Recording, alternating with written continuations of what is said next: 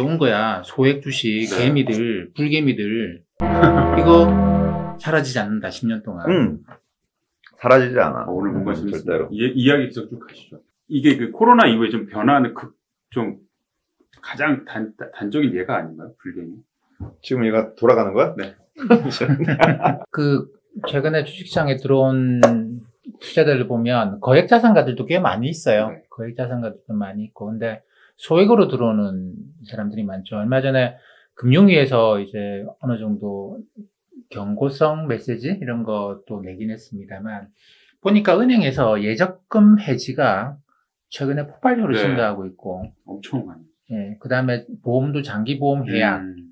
그 다음에 이제 보험 약관 대출, 은행의 신용 대출, 이런 것들이 폭발적으로 증가하고 있어요. 이거 다 합치면, 이것만 합쳐도 이게 작년에 비해서 올해 늘어난 것만 해도, 이것만 합쳐도 3월달까지만 봐도, 3월달만 봐도 이것만 해도 1조 원이 넘는 것 같아요.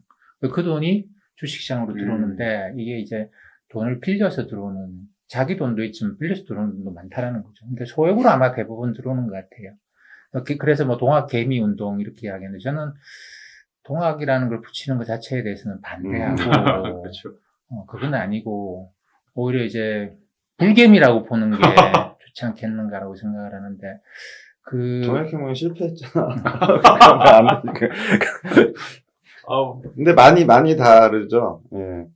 예전에 이 주식시장에 막 거품 있고 이럴 때 개인 투자가들이 몰려가던 그 양태와 지금은 상당히 많이 다른 것 같아요. 그러니까 아마 처음에 몰려들었던 투자자들은 금융위기나 외환위기를 겪어봤던 사람들이 그 경험을 바탕으로 들어왔을 것인데, 그 다음에 또 젊은 사람들이 들어왔잖아요. 네. 20, 30대 투자자들이 들어왔는데, 그 사람들이 거액의 투자자는 아닐 거잖아요. 그리고 여러 차례 여러 매체를 통해서 보도가 되지만, 물론 이제 은행에서 대출을 받거나 보험사 약관 대출을 받거나 이런 식으로 레버리지를 일으켜서 들어오는 사람들도 있죠. 네. 근데 대부분은 일군님 말씀하신 것처럼 소액으로 가고 있고 무리를 하지 않는다는 거 아니에요. 그리고 이 레버리지를 일으켜도 증권사에서 무슨 주식담보대출을 받는다거나 아니면 미수를 신용을 쓴다거나 이런 식의 대출이 아니라, 은행이나 보험사 약관 대출이라고 하면은 그래도 그나마 뭔가 좀 안정적인 그렇죠. 게 있고, 그거는 무분별한 대출이 이루어지지 않잖아요.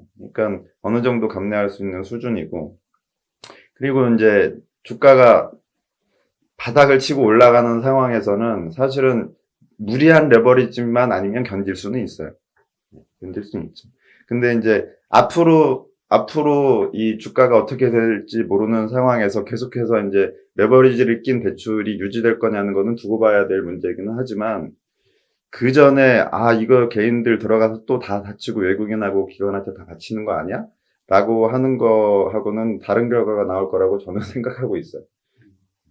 격리되고 거리두기하고 봉쇄되고 이런 과정에서 특징적인 게 이제 사람들이 집에서 뭘 할 거냐라는 문제가 생기는데, 게임이겠죠. 그전에는 사람들은 행복을 위해서 뭔가 활동을 해왔어요. 근데 그전에 사람들이 많이 해오던 게 맛집 다니고 여행 다니고, 이게 사람들이 해오던 자기의 행복을 만들기 위해서 굉장히 중요한 활동이었는데, 이 활동이 다 끊기고 나니까 그럼 사람들은 예전에 비해서 불행하게 살 걸 선택을 할 거냐? 그건 아니거든요. 그렇죠. 뭔가 새로운 행복거리를 찾는데, 그러다 보니까 주식하고 게임이 폭발적인 증가세를 보이기 시작합니다.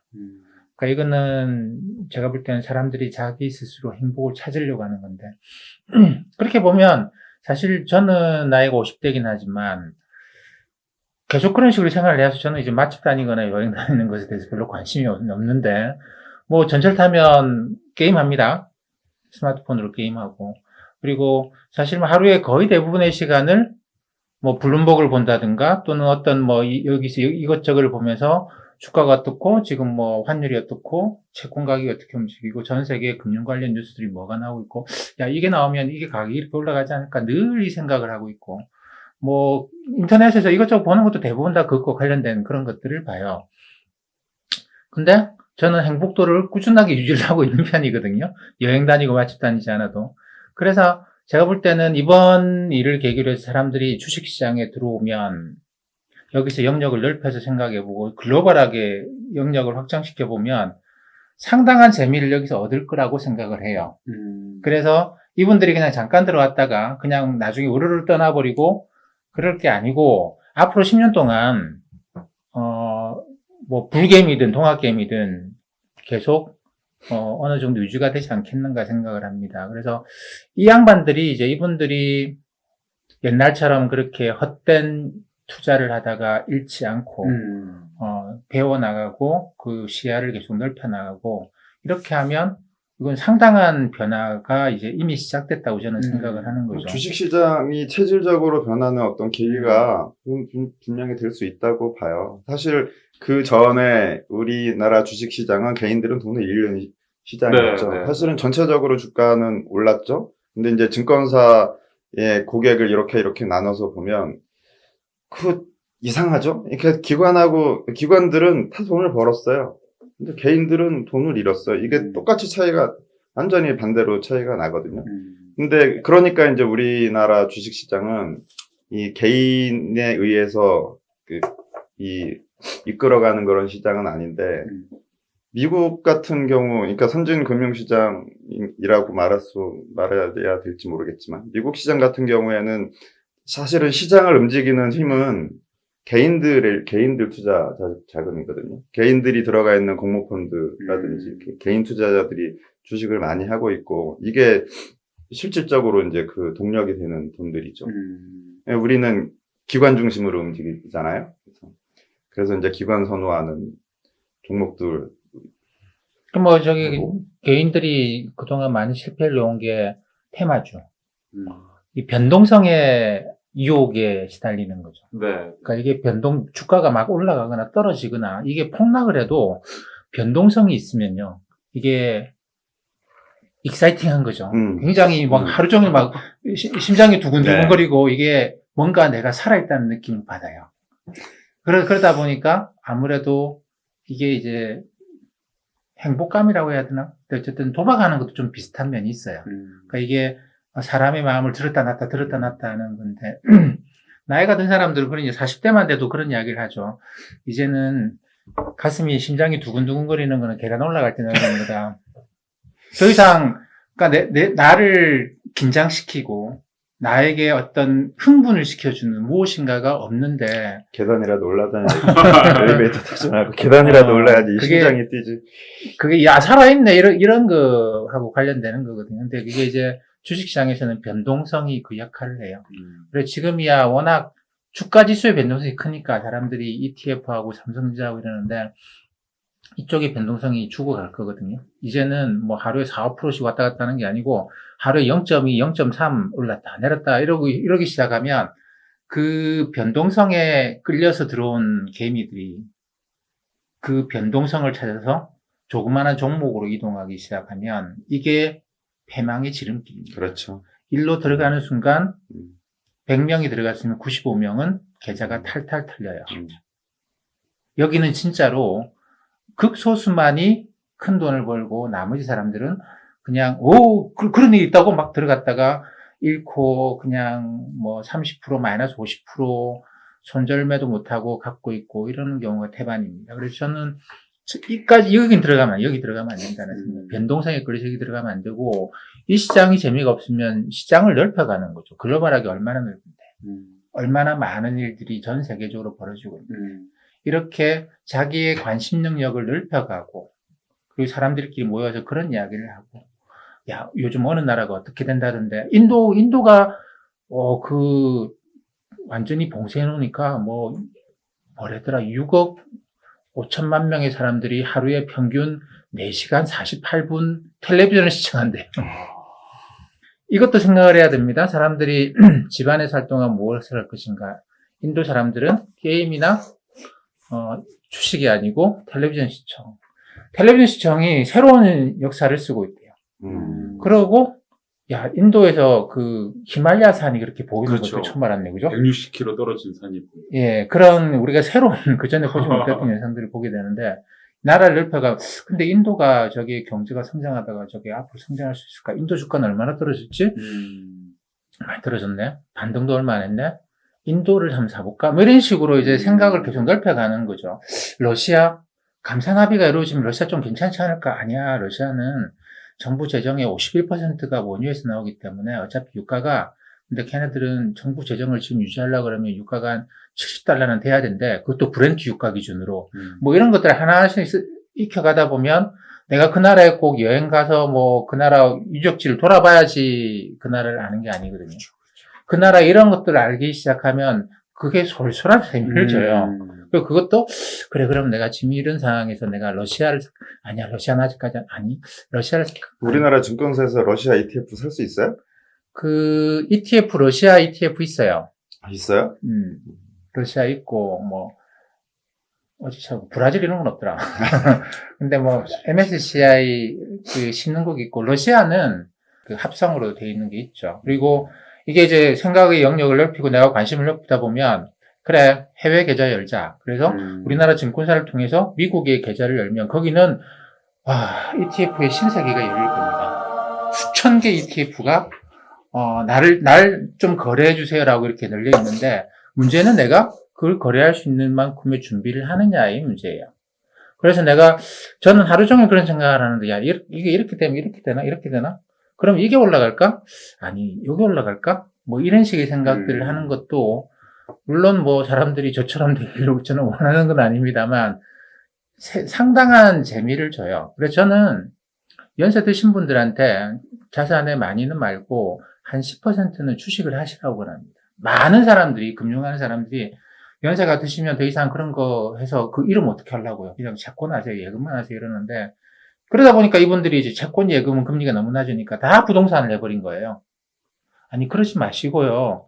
이게 사는 재미도 이게 솔솔합니다. 건강을 위해서. 그렇죠. 그리고 손주들하고도 앉아가지고 뭐 요즘 공부는 그렇죠. 잘하니 뭐 시집 장가는 어쩌려고 이런 이야기 하지 마시고 내가 거래를 해봤는데 말이야 이게 요즘 네가 볼 때는 뭐가 좋을 것 같아? 이게 그 치료제가 말이야 뭐 한국의 삼성에서 뭐 치료제를 대량 생산 들어간다고 하는데 이게 어떨 것 같아? 이게 전 세계 치료제 뭐 일본에서는 아비간 이런 이야기도 하고 말라리아 치료제가 어떻고 뭐 HIV 치료제가 어떻고 이런 거 가지고 막 조합해서 한다는데 이게 제일 효과가 있다더라. 뭐 이런 이야기를 하면 애들이 손주가 왜 할아버지 할머니하고 앉아서 밥을 안 먹겠습니까? 심지어 용돈까지 주는데.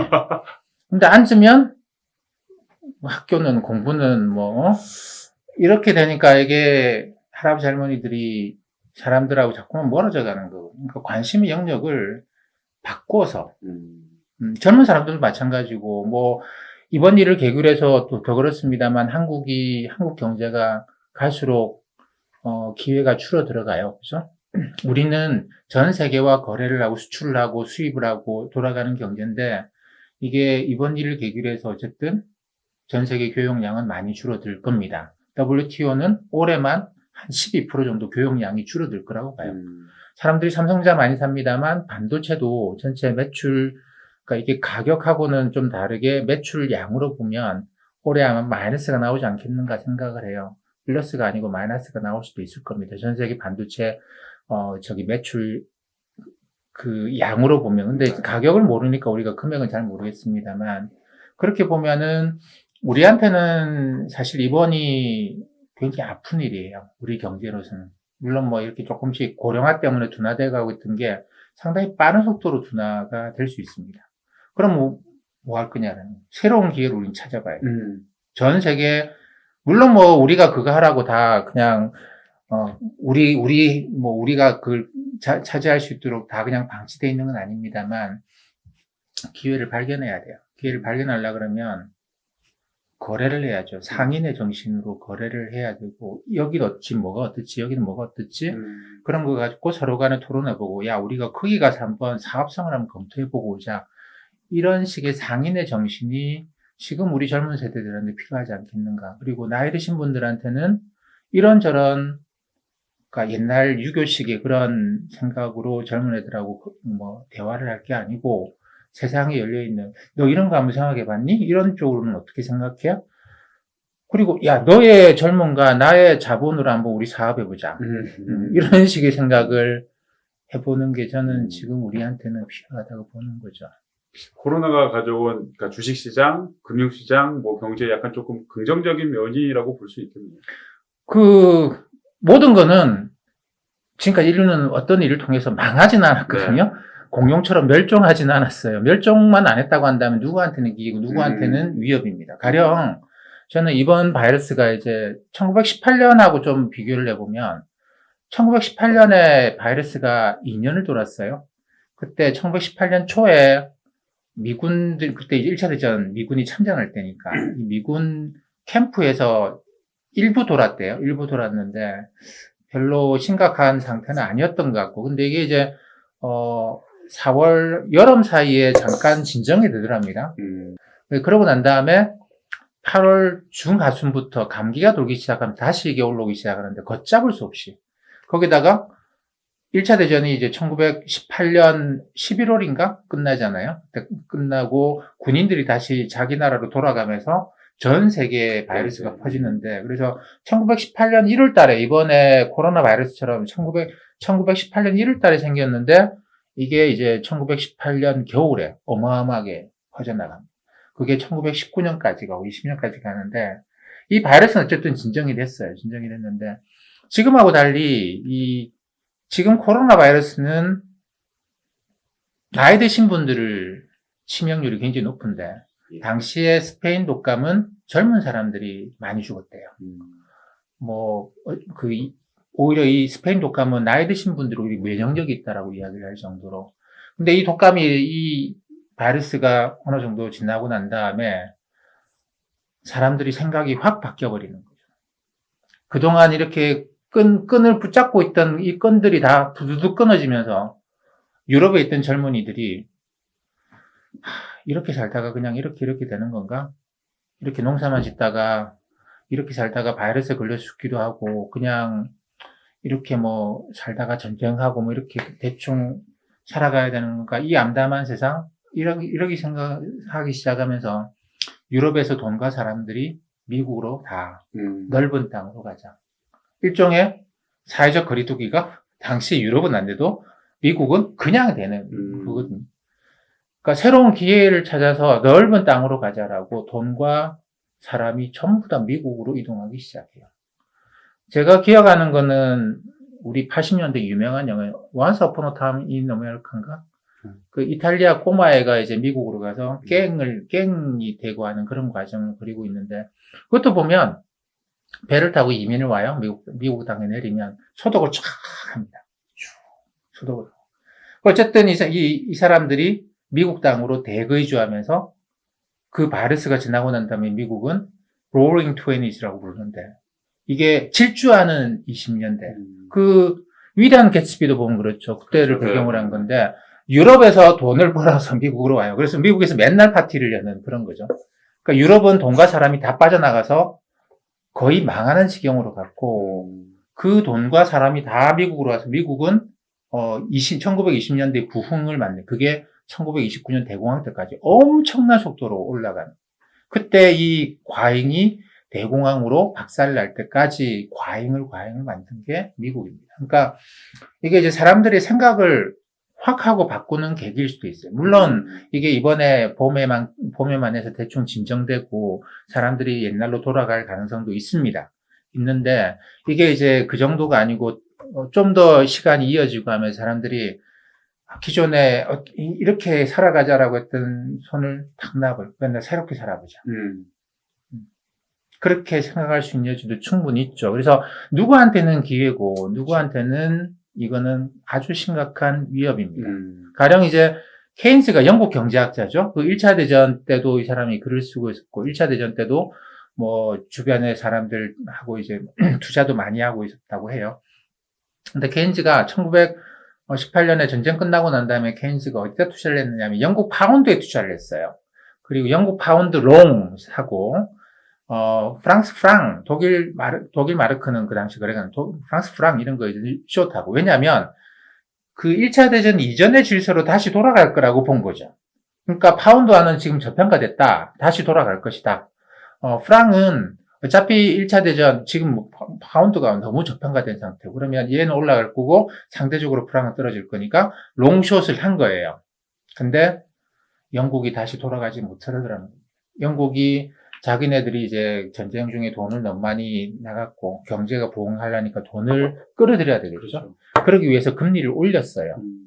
금리를 낮추면 그때는 근본이제였기 때문에 지금처럼 경제를 좋게 한다고 금리를 낮추는 게 아니고 돈이 있어야지 경제가 돌아갈 거 아닙니까? 돈은 금이에요. 금이 이 나라로 들어오게 하려 그러면 야, 금을 갖고 들어와서 우리 영국 파운드로 바꿔가지고 예금해 놓으세요. 영국 금리를- 파운드에 이자를 줍니다. 금리를 올려야 되는 구조를 갖고 있었죠.